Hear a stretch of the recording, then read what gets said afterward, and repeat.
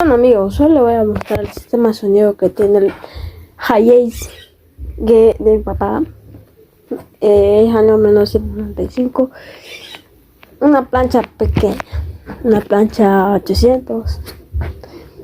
Pero sí se siente el pum pum. Ahí te se lo muestro.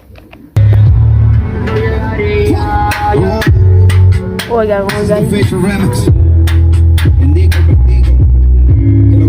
Ahí, estamos activos, manito. No dejes caer. Y se lo van a hacer el más duro, el que más hace bulto. Es más, el número uno. Banda de radio. Lo que tú dices, Remy, estamos adivinando. Hermoso.